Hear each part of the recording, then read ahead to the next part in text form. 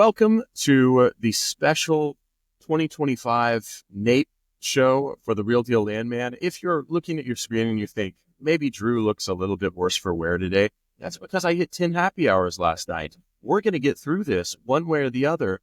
I am joined here by Blake Susman and none other than Jerris Johnson. Good morning to you guys.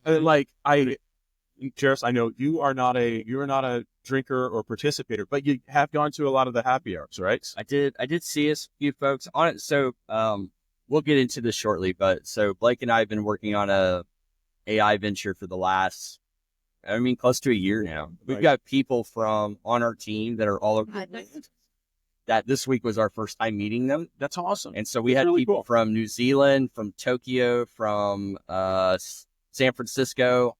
And this was our first face-to-face time. So honestly, like my external socialization has been a little bit limited because we focus more on the internal socialization. And that makes sense. But meeting those folks and getting to know them has been bloody brilliant in terms of what we've got on the horizon. So that's, I can't say I've done a whole lot. I think Blake had a little bit of fun last night, but kept it low key, but we've been able to like connect with our folks and get really super excited and reinvigorated. So how many people from Rowland came in or Future Proof came in for this?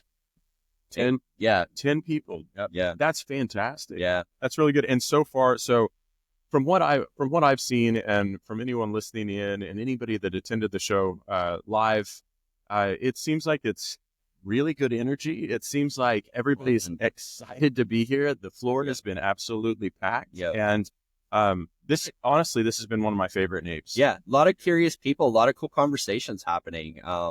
We're in a renaissance of technology, and there's a lot of curious people wanting to see what's the latest and greatest tools and what are people doing and working on. And of course the prospects, when we had Drew Gunter on here, the cool Drew, when we had him on here, he talked about NAPE and what NAPE is all about. And yeah, it's been fantastic. So for Rowland and for you all with Future Proof, this is the opening party of it. This is the first time that you guys have shown this to the energy world. And so what do you think how's the response been? What do you think, Blake? Go ahead. Pretty overwhelmingly positive. Yeah. So Jerris is starting a podcast that I was absolutely not invited to, where he's going to talk about AI and everything. But Blake, if you could give me a real quick rundown tell me about Rowland and tell me why it's so special. Sure. So I've got a background as a landman for 20 years. And when ChatGPT came out, I realized that the way that we do land work is going to change quickly. Yeah. But ChatGPT really didn't cut the mustard we were looking for, accuracy-wise, security-wise. And so we just endeavored to essentially build our own. And we've built it in a way where we can actually leverage the best of each of the different models. And we've trained it with land-specific expertise, trained it on state-specific rules and regulations. And the result is an AI land assistant that actually is helpful and useful and speaks your language as a land professional. And we believe that if you have zero experience at all with AI, that immediately you will be able to save at least an hour per day. Fantastic. That is fantastic. And would this be something that companies from startups all the way up to like the super majors, we're talking the full gambit of people could be able to utilize this and see value? Yes. Yeah. When we first started this project, our initial vision was, this is going to be something that everybody can use, but we'll have like individual subscriptions. So any individual can come and use it, and the price it pays for itself after the first day of the month. So it's kind of a no-brainer. And then it was, someday maybe we'll be able to do broader stuff with the bigger organizations. And it's been in the recent months that we've realized we have the full infrastructure we need to meet all those demands now. And so what's been really cool is that we came here with the idea of, hey, we will pitch this enterprise concept to a few people and kind of see how it floats. Yeah. The majority, I don't know if it's the vast majority, but the majority of conversations that came to us yesterday were, how do we bring this into our organization? It's awesome. Yeah, it's super cool. That is really cool. Now, is it something that like one of the things that I always knew from like my time doing vendor work and everything, of talking to these different companies, they're like, I want to make sure that this is siloed just with my information and not sharing anything out. And I think that's a really big deal with AI, right? Of where they're like, if I put this information in, is it going out to be utilized by kind of the masses? So are you guys doing this? Would this be implemented on a company by company basis and be very siloed for that company? Correct. So you've got all the AI knowledge that exists. You've got Rowland knowledge under that. Right. And then if you have an individual account, you have your own collection of knowledge that you can put into it. You can train your own little mini Rowland, actually. And then, or if you're part of a company, your company can have its own collection of knowledge that's there that people inside the company shared. But their company knowledge, that individual knowledge, doesn't go to Rowland. Rowland knowledge doesn't go into the broader web. So we've got the walls, we've got the silos set up, and that sets a lot of people's minds at ease for sure of being able to do that. And what about the other thing that you hear of? You talk to the lease analyst, you talk to the landmen, the land techs, the DO analyst, the owner relations. That people right now look at AI, and there is that fear of where they're like, is this new technology? And I see a fancy booth, and I see people telling them, what this is going to do for the future. Yeah. Does that take away jobs, or does that enhance the analyst job? I mean, at a value proposition of you're going to save 60 minutes per day, we're not replacing any jobs in 60 minutes per day. Right. We're enhancing your job. This is a tool that's working alongside of you. It's web-based. It's in the cloud. It's a window on your desktop that you can shape and size however you want, and it works alongside whatever thing that you're doing to get instant analysis on documents, instant insight on how you should be pursuing that job.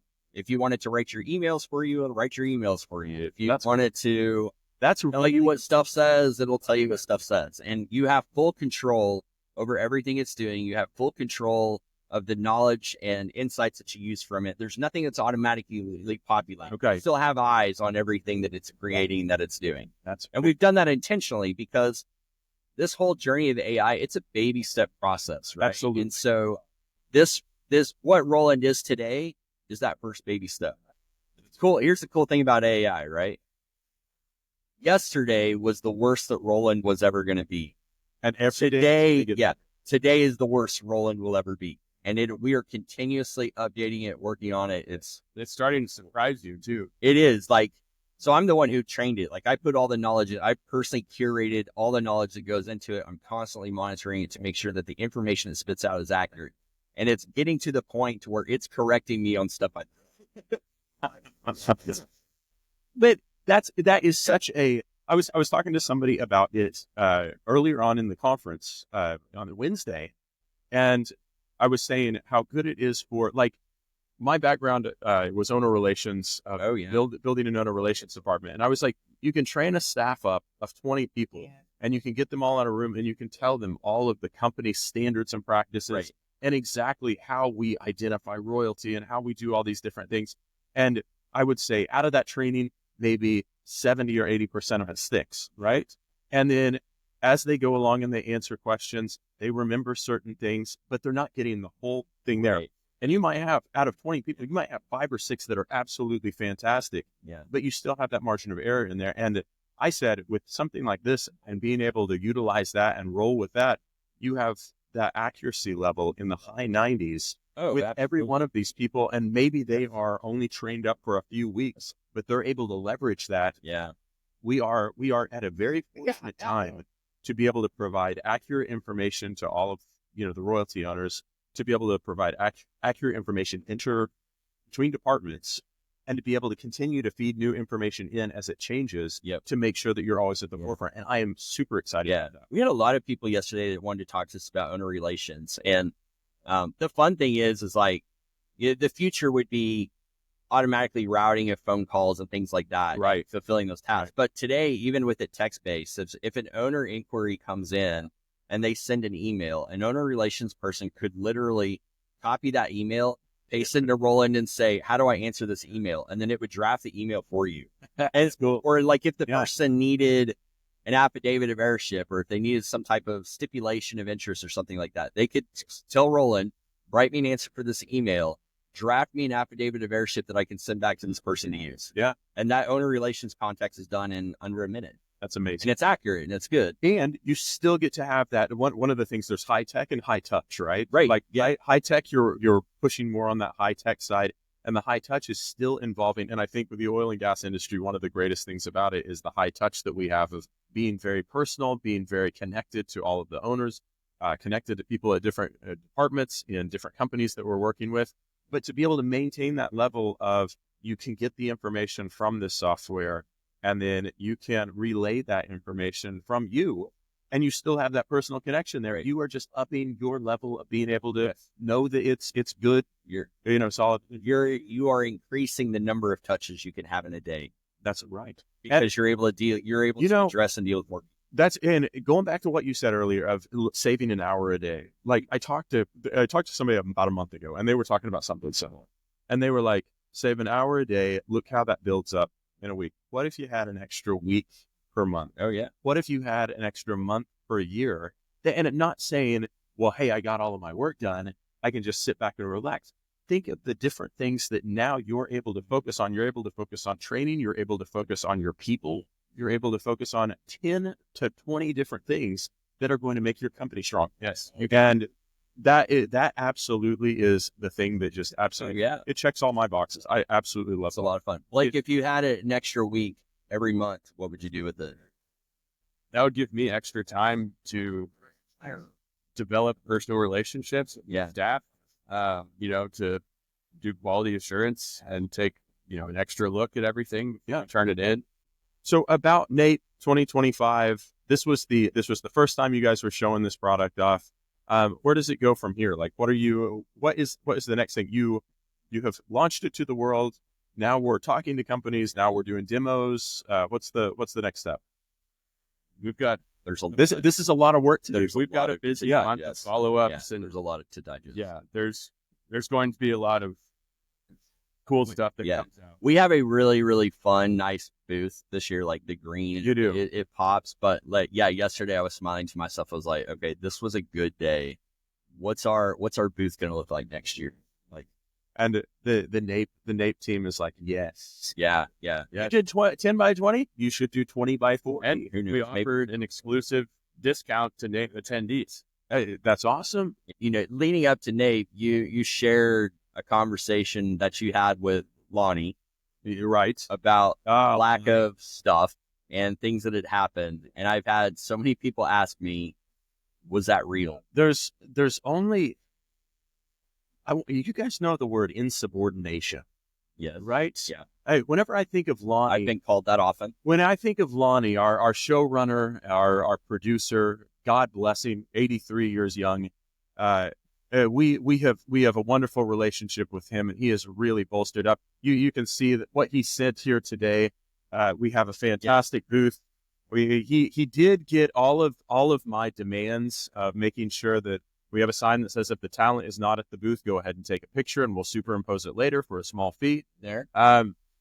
We are so thankful for Lonnie. Lonnie dropped the ball this year. We didn't get that bracelet. We didn't get the slap bracelets in. Those are coming in next week, it looks like. So I will tell you, if you're listening to the show and you want one of these, limited edition, iconic slap bracelets, we'll send one to your house, but we've got to have a picture of you, taking a picture of you slapping it on so that we can put it out on the website. Ooh, I like that. I really do think that that's going to be the hit. Next year, the entire booth will be absolutely filled with slap bracelets, I assure you. So I could see Rowland having a triple-decker booth next year. Yes. With maybe Real Deal on the third floor. Hey, we put Novus Consulting in there someplace. We do Real Deal on the third floor. We've got Rowland in there. Like, we've got it all. Like, that's checking all the boxes. And I will tell you, Lonnie, he was like, hey, I got you a ticket to the show. And he said, I'm outside. Come out and give me your badge. And I was like, we're not doing this. So he's been walking all up and down the street for the last 2 days. I've not seen him, and I won't talk to him. Until this stuff comes in. So yeah, you got to learn your lesson, Lonnie. I'm sorry. He was so proud of himself. I was like, February 10th, boys, it's all going to be there for you. This absolute guy. But I'm happy. But I will tell you, for the budget that the Real Deal Landman's on, for that producer role, we are paying a hefty salary of around $5 a week. So it really is one of those things where we're getting what we paid for people. That's really all I can tell you. Okay, we only have a couple minutes left. We got to go back to work. We got people to meet and stuff. Blake, for people who didn't make it to NAPE, how can they find out about Rowland, or what's the website? Where do they go to be able to get started? Well, we talk an awful lot about it on LinkedIn. course. And you can also go to Rowland.ai and sign up today. Website's live now. We've had kind of that countdown for a while leading up to it, but that website's live, has all kind of information and links on getting started. Countdown's over. Yeah. We debuted yesterday. So I am telling you, like, so this is, I looked at it and I think this is either my 12th or my 14th NAPE to come to. It's weak sauce. It's weak sauce. I mean, compared to an old hat like yourself. But I will say one of the things that I like the most is going up and down these different rows and seeing new technology that's come out. And this is one of those deals where you know how much hard work has been put in on the backside by so many people and so many meetings, so many late night conversations, so many things that people have put in. You finally get to see all that hard work really pay off. And I would really encourage you, check these guys out. Check out Rowland.ai. And there's just so many cool things that are coming up. And we just want to make sure that we get those out to you so that you know what's out there. And just enjoy your careers, enjoy being able to come to conventions like this. And guys, I hope it's absolutely I hope you take it to the moon. I hope it's fantastic. Thank you. We're going to bring back the VIP second story booth next year. That's all I ever ask. And that small royalty rate for referral fees that I have yet to talk to them about yet. So we're going to work that out. We're going to work that out. It's where deals happen. Absolutely. NAPE 2025. Our second, can we have a little chain with the sign that says artificial intelligence in progress? I think so. Well, hey, we're Blake, we're Jerris, we're Drew. We are so, like, number one, what a great NAPE. What an absolutely great NAPE. And we're glad that we got to share it with you a little bit. Just like, subscribe, check out Jerris's new AI podcast, check out Rowland.ai, and we will see you next time. All right. See you guys. See ya.